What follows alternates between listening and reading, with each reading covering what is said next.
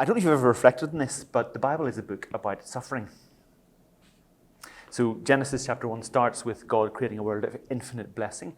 The blessing is there for Adam and Eve to access, and Adam and Eve can access all blessing at all time. In the Garden of Eden, in Genesis 2, that is even more clear. Everything is beautiful. Everything is there for them to enjoy. And then in Genesis chapter 3, as you know, they turn their back on God and his blessing because they think somehow that his blessing isn't good enough, or that God will run out of blessing, or that God doesn't offer the best type of blessing, and therefore they turn to listen to the serpent who offers them, so it seems to them, better blessing, more blessing. And of course the opposite is true. And they fall. And from that moment of time, as God says in the curse, first of all to the serpent, and then to Adam, and then to Eve, everything they do from that point on will be marked by sin and will be marked by suffering. And so the man will suffer in his toil, in how he gets bread. By the sweat of his brow, he will get food. And the woman in particular will suffer in childbirth, i.e. in the physical act of childbirth, and also in the bringing up of children, which is painful and difficult. And it shouldn't be, but it is. And so the man and the woman in their different spheres of activity are confronted from that point on with suffering. And the rest of the book of Genesis describes suffering in many different cases. Think of a character in Genesis and you will think of someone who suffered in different ways. And then the book of Exodus starts, does it not, with the whole people of Israel suffering in Egypt as slaves. In fact, God responds to their suffering by hearing their suffering and coming down to free them from slavery. And the books of the law, if you like, the rest of the Pentateuch, are ways in which God gives his good law to his people to limit suffering in the world, so that they can find ways that they can navigate life and all its complexities according to his law and avoiding as much as possible the curses that come from being a human being in a fallen world. And at the same time as God gives that good law, the people of Israel show by their obstinacy and by their rebellion that they will always seemingly prefer suffering to blessing. They will always go away from God and invite upon themselves the suffering that comes from disobedience. And then after the Pentateuch, you go into the historical books, which are also called the prophets. And in every one of those books, you will read about human suffering. You'll read about human suffering in every way imaginable. Sometimes it's atrocious, awful human suffering. And you read the stories and you wince and you think, is this really God's word? Is this really what happened? And it is. And then you get into the Psalms, and more than a third of the Psalms are laments. More than a third of the Psalms have as their topic suffering, and they're singing to God about their suffering. And you go into the Proverbs. What's Proverbs? It's good advice to avoid suffering in the world, and predictions of suffering if you do not heed this good wisdom that the Proverbs are offering you. Ecclesiastes is all about a suffering world. Vanity of vanities, all is vanity, says the teacher, because this world is fallen, and in this world we suffer. The book of Job is a book of 42 chapters of suffering with one glimmer of hope at the end. The Song of Songs might be the exception, although there is a little bit of suffering in that. There always is suffering in love, isn't that right? And then Matthew, Mark, Luke, and John describe how the glorious Son of God came into this world to suffer with us. And the vast majority of those texts are focused on Jesus' suffering at the end of his life, in his death on the cross, in his agony in the Garden of Gethsemane. In the book of Acts, all the people who live faithful lives suffer. In fact, Paul goes around all the churches and says, if you want to enter the kingdom of heaven, you will suffer. It is through many tribulations that you must enter the kingdom of heaven. Acts chapter 13, he says it black and white. And then in all the epistles, it's all about often the person who's writing the epistle or the person who's receiving the epistle, their sufferings for the faith. Paul or Peter or Titus or Timothy or Philemon or whoever it is suffering because they are faithful. And then you get to Revelation. And what is Revelation? Except suffering and suffering and suffering until you get right to the end when Jesus says, behold, I'm making all things new. And at last, suffering is no more. No more tears, no more death, no more dying. The gospel has finally done its full work and there is no more suffering. But before that point, everything is suffering. The Bible is a book about suffering.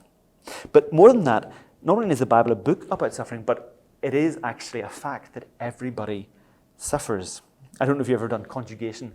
I had to learn French, and in French you have to learn your conjugations, and so you say the verbs with all the different persons. I think you should conjugate suffering like this. I have suffered, you have suffered, we have suffered. I am suffering, you are suffering, we are suffering. I will suffer, you will suffer, we will suffer. There is nobody in the face of this earth that has not suffered and will not suffer. And that creates a great bond between us all. Who can look at somebody suffering and not feel compassion, not feel as if the image of God is being deformed and defaced right before your very eyes as somebody breaks down and cries and sobs, brokenhearted at the suffering that they're going through? You and I, we suffer, and we suffer together in a fallen world. And it is a tragedy, and it should not be. And the gospel of the Lord Jesus Christ, the gospel of his life and death and resurrection and ascension and reign and return, is about dealing with the problem of suffering by dealing with the problem of sin. And that's what the Bible is offering us. And that's what the Bible is offering every human being who suffers. All of you and all of the people that you know, all of the people in your churches and all of the people beyond the walls of your churches who are also suffering. This is what we are dealing with. So let's then think a little bit more about suffering, because not all suffering is the same. Not all suffering is the same type of suffering. I think we should distinguish at least 5 types of suffering. The first type of suffering I'm going to call normal suffering. Normal suffering is the kind of suffering we all experience because we live in the fallen world, the world post-Genesis 2, the world of Genesis 3 and onwards. And this suffering involves death, but it's normal to die. It's not an exception to any rule. It's what everybody is going towards. I'm moving towards, minute by minute, my death, my physical death. I will die. And on the way to my physical death, unless that happens really suddenly, which is a different type of suffering, then I will suffer disease and decay and decrepitude. As I get older, I will suffer those normal things. Those are 4 Ds if you want them: death, disease, decay, decrepitude. That is what we're all going through as human beings. And it's normal to suffer like that. It's also normal to suffer in relational ways. It's normal to suffer like that. Nobody should be surprised when it happens. We live in a fallen world, and we will go through normal suffering. As well as normal suffering, we can highlight abnormal suffering. And the abnormal suffering is the kind of suffering that happens when there is a massive earthquake, a massive tsunami, sweeps across Asia, and hundreds of thousands of people die all at the same time. The earthquake in Lisbon, when it happened, which shook the foundations of Western civilization, is an example as well. Thousands and thousands of people die all at one go, and the human mind can't really comprehend what's just happened. And as the human being looks at abnormal suffering like that, we start to question the existence of a good God. We start to say, is it possible that a good God who is powerful and wise and loving could permit that sort of suffering to happen in that sort of way? And there are other arguments and other apologetics that go with that kind of abnormal suffering, but we have to recognize that it exists, and it does cause us to question things. It does make us, from time to time, doubt. It does pain us in a particularly acute way. The third type of suffering is what I would call unjust suffering. This is the kind of suffering that happens when, for example, a child is abused in any way by an adult. There's a clear victim and there's a clear perpetrator. The child has done nothing to deserve that suffering. It is a pure and an innocent victim, not without sin, but there's nothing in that child's life which caused this adult to visit this kind of suffering on this child. Unjust suffering, we should cry out against it. We should work as hard as we could to eliminate that from the face of the earth. It is a scandal and a horror. And then there is also just suffering.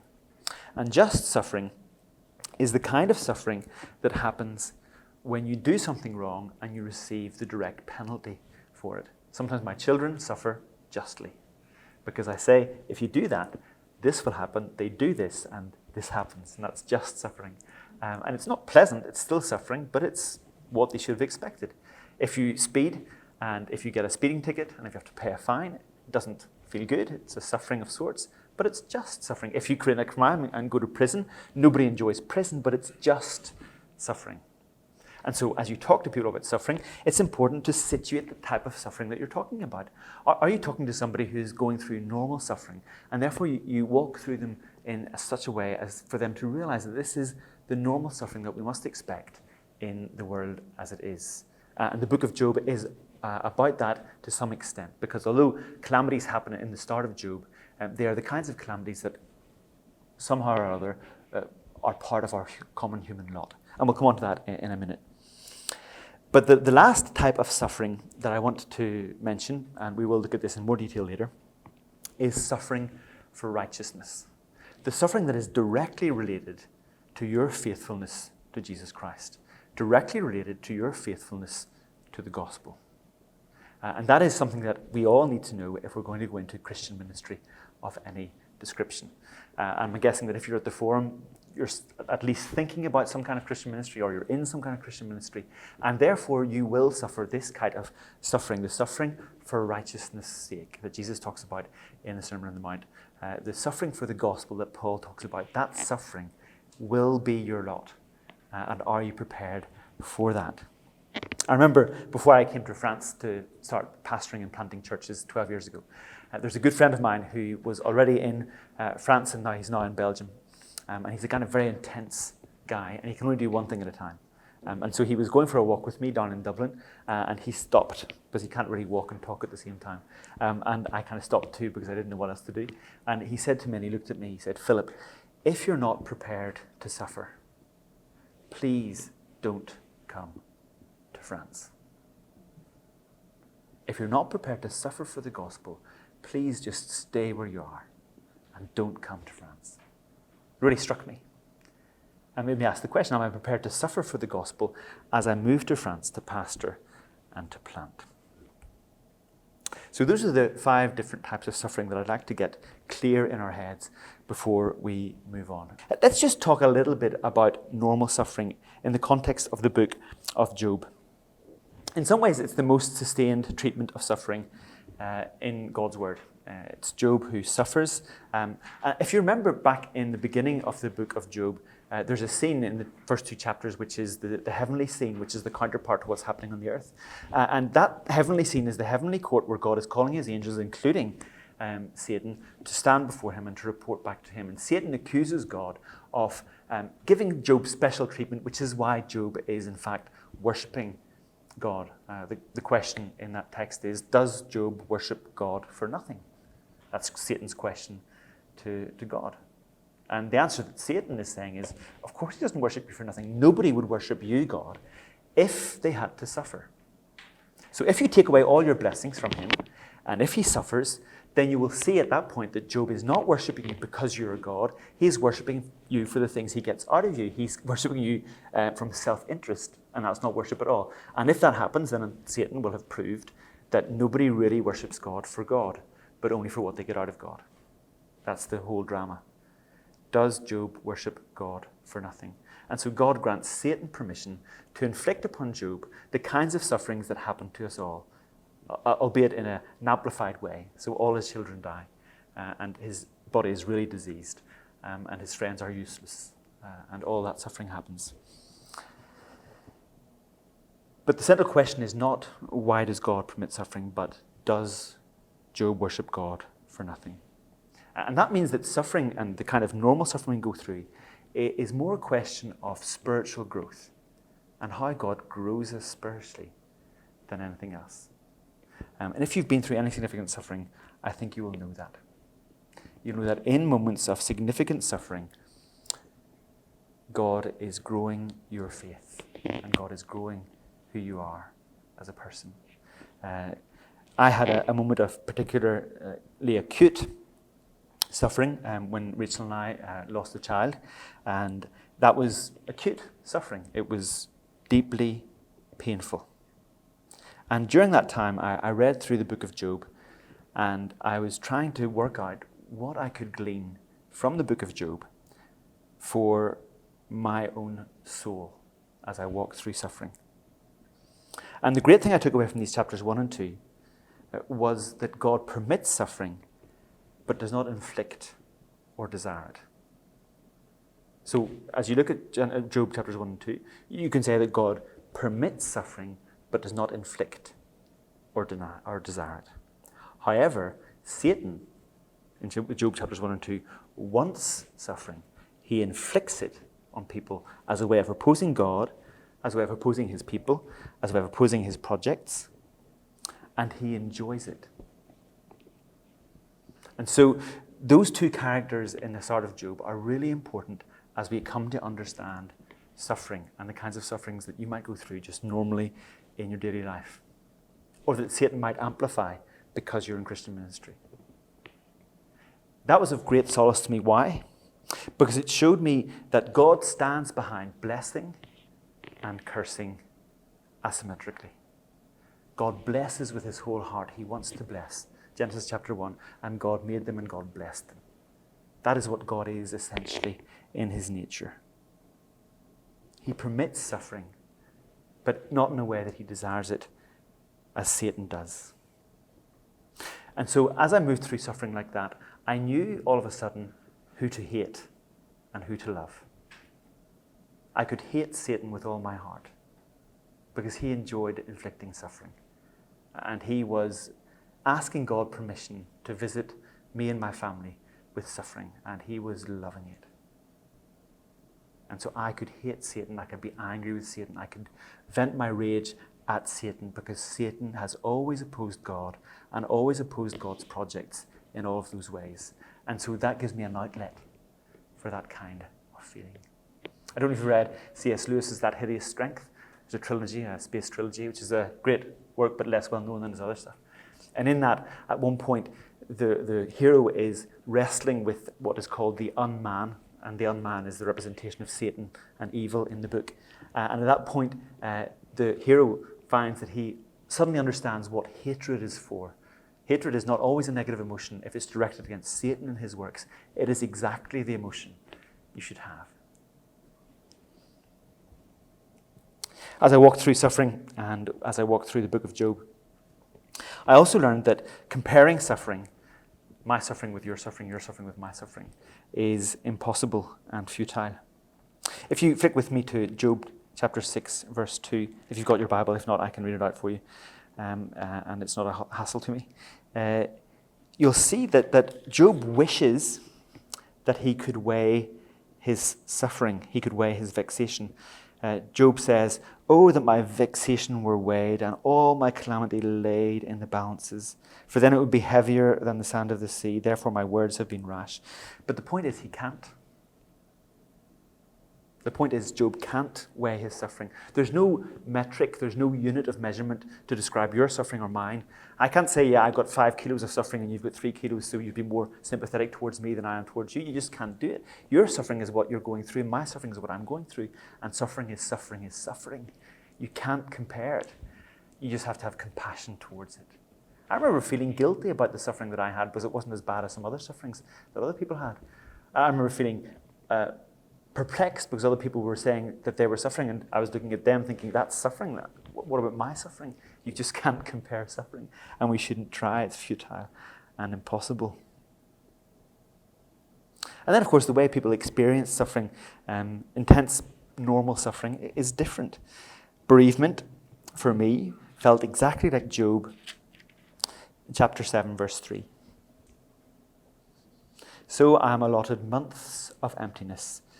The nights of misery are apportioned to me. When I lie down, I say, when shall I arise? But the night is long, and I'm full of tossing till the dawn." You see, we lost a child, and she was stillborn, and we buried her. And then all my plans for the next months were just empty. I'd redone the kitchen and redesigned the parts of the house so that we could welcome this little baby. And all of a sudden, months and months and months of emptiness, where I'd cancelled all my appointments because I wanted to be with my wife when she had the baby, and it's all gone. You see, that's what it felt like. So I was reading Job and I was thinking, this is me here. I'm allotted months of emptiness, and nights of misery are apportioned to me. But your suffering will feel different. It won't necessarily feel that way to you. It will feel the way your suffering feels to you. And so you will read the book of Job, and I encourage you to do it if you're suffering or if people are suffering. And you will be able to see and reflect and relate to Job's sufferings in ways that I can't. But that's fine, because your suffering is not my suffering, and my suffering is not your suffering, and we suffering in different ways. And as I read through even further, part of suffering is to do with grief, and part of suffering is to do with guilt. And there's a complex relationship between suffering and sin. And this was really helpful for me too. Job 11, verse 6. Job is speaking with Zophar, and Zophar says something true, not necessarily very compassionate, but something true. Verse 6b, know then that God exacts of you less than your guilt deserves. It doesn't matter that it's Zophar that says that, that's still true. If we were to get everything we deserved, as Shakespeare said, who would escape whipping? If you were really to reap all that you sowed in your thoughts and in your words and in your actions, then of course your suffering would be hell. Of course it would. But God in his mercy restrains and restricts suffering. There's a complex relationship between suffering and sin. And in all of this, you get to Job 19 and you realize that in the midst of suffering, there is hope. Verses 23 to 27 of Job 19 are justly very famous. And if you like the Messiah, then every Christmas you hear it when the soloist sings, I know that my Redeemer lives. Listen to this. Oh, that my words were written. Oh, that they were inscribed in a book. Oh, that with an iron pen and lead they were engraved in the rock forever. For I know that my Redeemer lives, and at the last he will stand upon the earth. And after my skin has been thus destroyed, yet in my flesh will I see God, whom I shall see for myself, and my eyes shall behold, and not another. Hope in the midst of suffering that is fully realized when we get to Jesus Christ.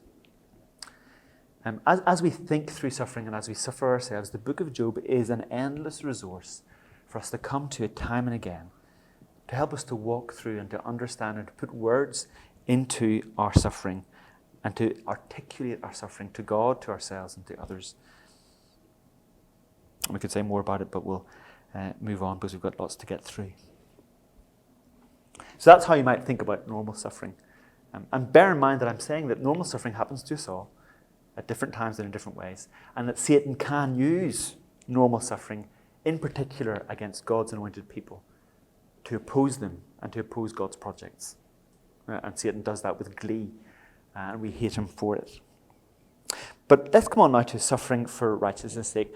Suffering where there is a direct line between the kinds of suffering that you experience and the ministry that you're doing. The righteousness, the gospel is there, and that is for that reason that you're suffering. You remember what Jesus said to Paul in Acts chapter 9. Through Ananias, Jesus says to Paul, go, for he is a chosen instrument of mine to carry my name before the Gentiles and kings and children of Israel, for I will show him how much he must suffer for the sake of my name. Now, Paul knew right from the word go that he would suffer because of righteousness, because of the gospel, because of ministry, because of mission. And that is the same for every Christian who enters ministry. And that is every Christian. I think we'd agree on that. So if you're in Christian ministry, then you will definitely suffer. And I think we have to be aware of that, and we have to sign up for that.